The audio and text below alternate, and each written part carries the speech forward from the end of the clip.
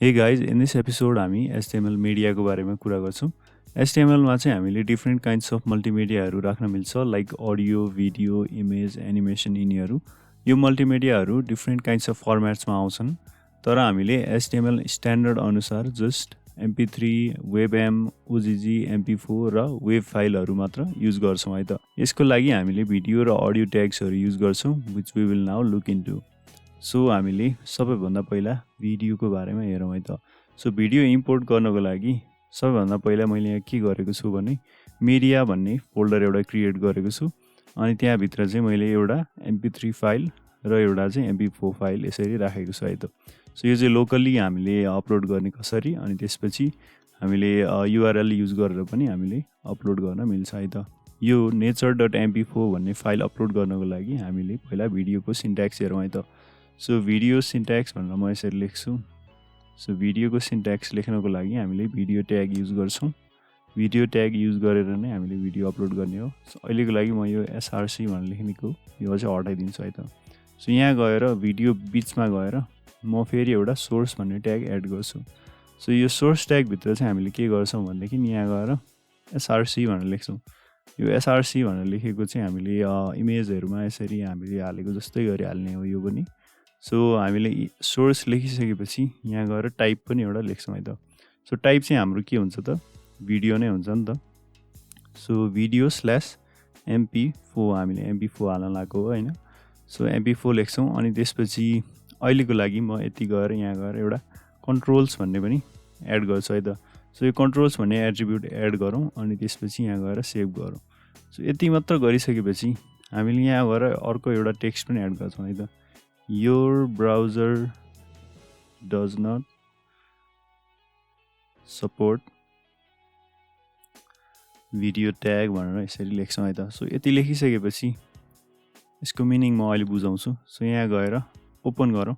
So अहिले तपाईहरुले देख्न सक्नुहुन्छ यो प्लेनली आएको छ हैन। हामीले भिडियो अपलोड गरेको छैन नि त, सोर्स हालेको छैन। सो जस्ट यसरी एउटा भिडियो प्लेयर चाहिँ यसरी आउँछ है त। सो यो भिडियो प्लेयरको अहिले यत्रो आएको छ नि।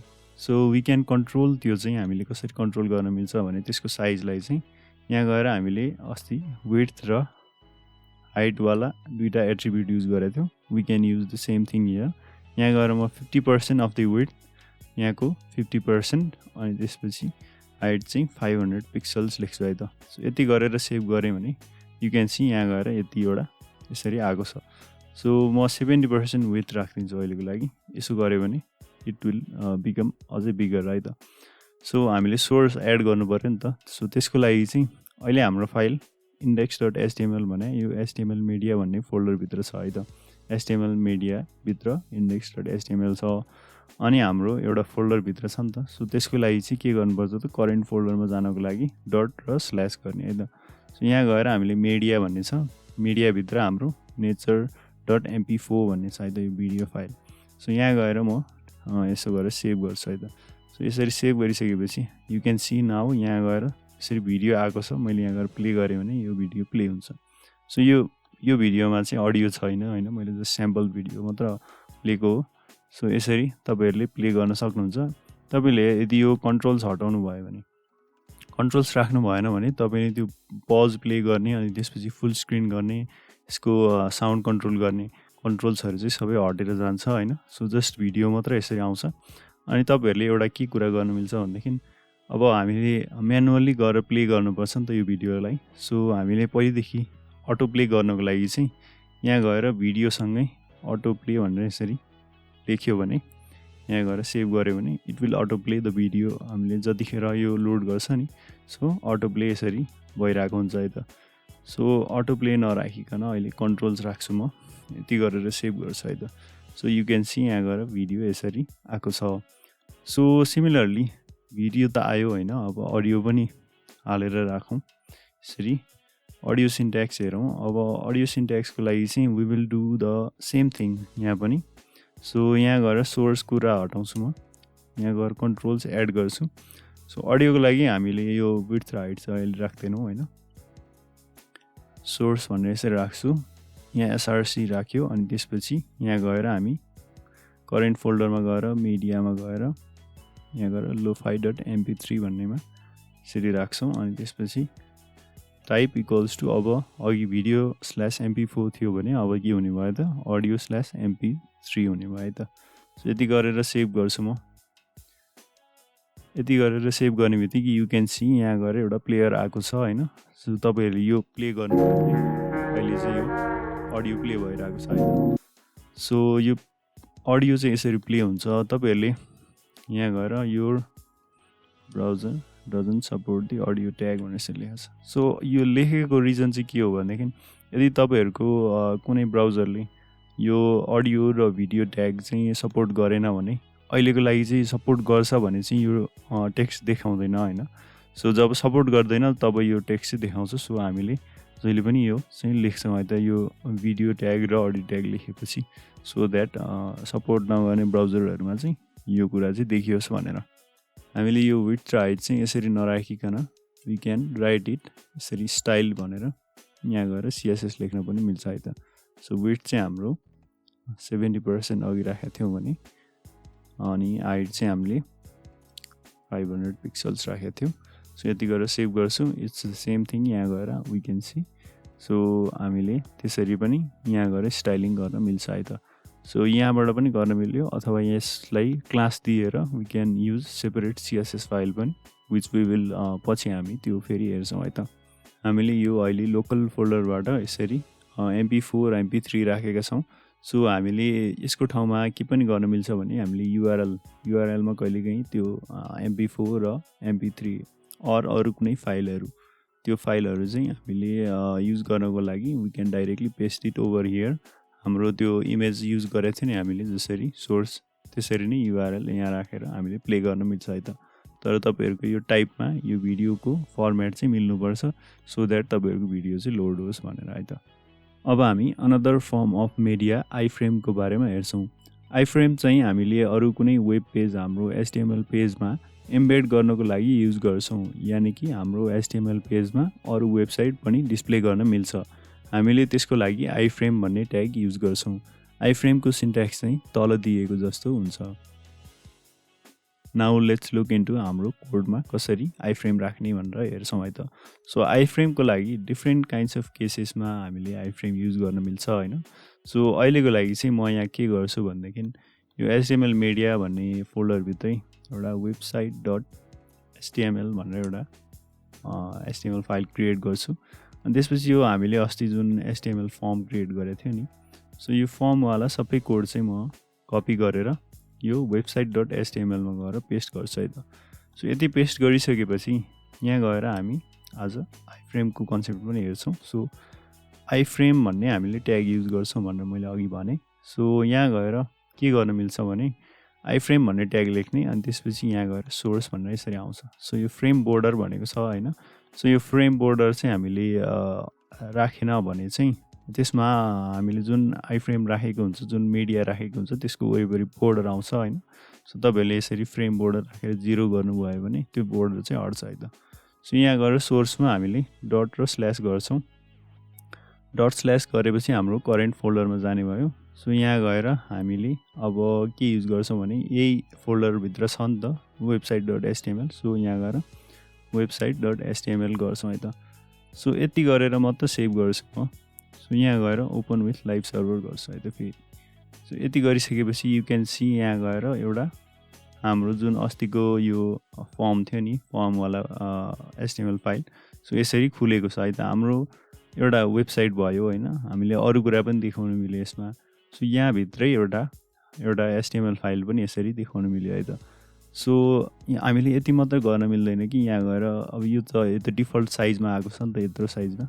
सो हामीले यसको विड्थ र हाइटसँग पनि खेल्न सक्छौं सो विड्थ चाहिँ हामीले फर एक्जाम्पल 50% राख्थे अनि हाइट चाहिँ मैले 700 पिक्सल्स दिए है त और हामीले विड्थ चाहिँ 70% पनि दिउँला सो यति गरिसकेपछि अहिले यसरी आएको छ नि सो यु क्यान सी यहाँ गएर यसरी हाम्रो वेबसाइट चाहिँ विदिन अ वेबसाइट अर्को एउटा HTML पेज पनि यसरी खुलेको छ सो हामीले iframe चाहिँ यस्तो केसेसमा युज पनि गर्न सक्छौं भने सो यो iframe फर वेब पेजेस भनेर लेख्छु म यहाँ गएर सो यो एउटा एक्जाम्पल भयो हैन सो अर्को एक्जाम्पल चाहिँ कस्तो हुन सक्छ भन्देखि यहाँ गएर म फेरि अर्को कमेन्ट लेख्छु iframe भनेर लेख्छु फर गुगल म्याप्स भनेर गर्छु है त। सो गुगल म्याप्स गरिसकेपछि यहाँ गएर सेभ गर्छु। तपाईहरुले यहाँ गएर एउटा गुगल म्याप्सको जुन पनि एउटा लोकेसन खोजेर तपाईहरुले यो लोकेसन चाहिँ आफ्नो वेबसाइटमा राख्नुपर्ने छ भने हैन, तपाईहरुले देख्नु भएको बेला कतिवटा वेबसाइट्सहरुमा कन्ट्याक्ट्स वाला पेजेसमा चाहिँ यसरी एउटा गुगल म्याप्स यसरी राखेको हुन्छ नि। गुगल म्याप्स कसरी एम्बेड गर्ने भन्देखि यहाँ गएर तपाईहरुले यस्तो म्याप्सहरु खोजिसकेपछि यहाँ गएर एउटा मेन्युमा जाने अनि त्यसपछि शेयर अर एम्बेड म्याप भनेर लेखेको छ नि। यहाँ यो शेयर अर एम्बेड म्याप लेखेको ठाउँमा क्लिक गर्ने अनि त्यसपछि यहाँ गएर सेन्ड द लिंक हैन, यो एम्बेड अ म्याप भन्ने ठाउँमा यहाँ गएर क्लिक गरिसकेपछि यहाँ गएर कपी एचटीएमएल भनेर देखाएको छ नि। सो यहाँ गएर क्लिक गर्ने, यो कपी भइसक्यो। सो हामीले iframe ट्याग लेखिरहनु पर्दैन, उसले त्यो पुरै ट्याग चाहिँ आफै दिन्छ है त। सो यति गरेर सेभ गरे भने यहाँ गएर हामीले फेरि यो पेज रिफ्रेश गर्छौं। सो यु क्यान सी अहिले यसको मैले यहाँ गएर फर्मेट डकुमेन्ट गरिदिन्छु। सो यति गरिसकेपछि यु क्यान सी यहाँ गएर विड्थ र हाइट चाहिँ उसले आफैले दिएको छ। सो हामीले यो कन्ट्रोल गर्न मिल्यो हैन। सो बोर्डर यसले 0 दिएको छ हैन। यसरी बोर्डरिङ चाहिँ हामीले सकेसम्म दिनुपर्छ। यसरी हामीले अघि एउटा कुरा छुटायौं हैन। यो iframe लेख्दाखेरि यसरी यहाँ गएर तपाईहरुले टाइटल पनि लेख्न नबिर्सनु होला है त। सो यो iframe लेख्दाखेरि टाइटल पनि लेख्नुपर्ने हुन्छ सो दैट अरूलाई सजिलो होस् यो के रिलेटेड हो भनेर थाहा पाउनको लागि है त। सो यहाँ गएर सेभ गर्छु म। अनि अहिले तपाईहरुले देख्न सक्नुहुन्छ यो चाहिँ हामीले युजेबल यसरी गुगल म्याप्सहरु हामीले आफ्नो वेब पेजमा यसरी राख्न मिल्छ है त। सो नट जस्ट दिस, अहिले हामीले गुगल म्याप्सको युज गर्यो यसरी हैन। सो अरु चाहिँ हामीले के पनि ट्राई गर्न मिल्छ भने iframe फर युट्युब भिडियोज भनेर गर्छौं है त। सो युट्युब भिडियोहरु हामीले हाम्रो वेबसाइट अरु वेबसाइट्सहरुमा तपाईहरुले युट्युब भिडियोज हेरेर राखेको देख्नु भएको होला हैन। सो त्यो चाहिँ iframe नै युज गर्ने हो। सो त्यसको लागि पनि हामी यहाँ गएर युट्युब खोल्छौं।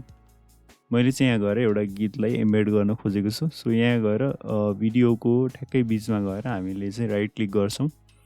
यहाँ गएर तपाईहरुले कुनै पनि एउटा भिडियोमा गएर यसरी तपाईहरुले देख्न सक्नुहुन्छ यो कपी एम्बेड कोड भनेर आउँछ हैन। यदि यो आएन भने चाहिँ त्यो युजरले चाहिँ एम्बेड गर्न दिएको छैन भन्ने कुरा तपाईले बुझ्न सक्नुहुन्छ, जुन चाहिँ यो च्यानलले दिएको छैन भनेर।